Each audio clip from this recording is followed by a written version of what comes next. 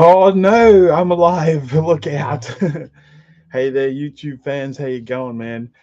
This was probably one of the easiest way for me to talk about this article that I have, and I'll see if I can just copy this. I will just copy and paste in the comments here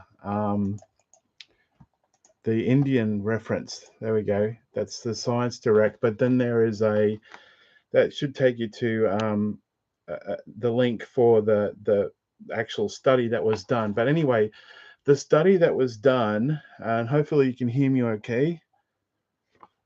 It should be all right. The study that was done is drug use for opioid addiction can help manage type 2 diabetes. What I did find is an animal model, so research in mice, but this one says in animals and in humans. Anyway, this article. Let me just quickly read some of the main points here. Um, Drug use for opioid addiction can help manage type 2 diabetes. The study. The drug called low dose naltrexone can activate certain protein molecule in the body, which ultimately helps in lowering insulin resistance. According to the study published in the Journal of Biological Chemistry, a drug commonly used to treating opioid addiction has a potential to be used in management of type 2 diabetes, according to a new study of SRM and University and Lucknow, another company. The drug called LDN, let's call it, can activate a certain protein molecule in the body, which ultimately helps in lowering insulin resistance, according to the study published in the Journal of Biological Chemistry. Um, if not reversed, insulin resistance can lead to type 2 diabetes. I would argue that's basically the same thing. Insulin resistance is linked to another condition called hyperinsulinemia. I would argue it's basically the same thing, in which there is an excess insulin circulating in the bloodstream, and both these conditions can reinforce each other. You can get tested for high insulin in your body by having a fasting insulin test.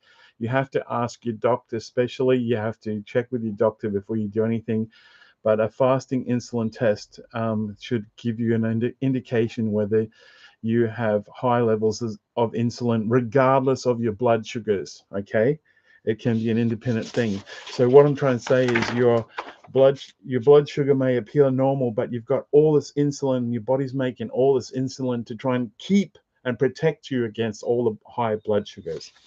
The researchers claim to have solved the mystery of how this excess insulin or hyperinsulinemia increases insulin resistance. They identified a protein called SIRT1, which gets repressed in hyperinsulinemia. Pardon me, a decrease in SIRT1 activates another protein called NF-KB, which instigates inflammation in the body and thus causes insulin resistance. On the other hand, the researchers found that the drug LDN, low dose naltrexone, activates the SIRT1 protein and thus helps in increasing the insulin sensitivity of the cells. So, if your cells are insulin sensitive, that's what normal people have, not type 2 diabetics. It will take up the glucose in your body, it will respond to the insulin in your body, and everything will be hunky dory, as we say. Based on these findings, we propose that LDN, an FDA-approved non-peptide opioid antagonist, may be used in as an anti-inflammatory drug in the treatment of insulin resistance.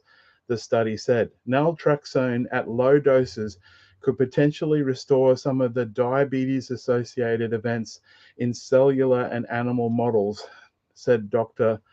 Mondal from IIT Mandy's School of Basic Sciences, the responding author of the study. Okay, now while I remember, I will try to give you also here the link, yeah, this one, of the animal article, and probably probably what they're actually quoting. Okay, so I'm going to paste this in the comments again.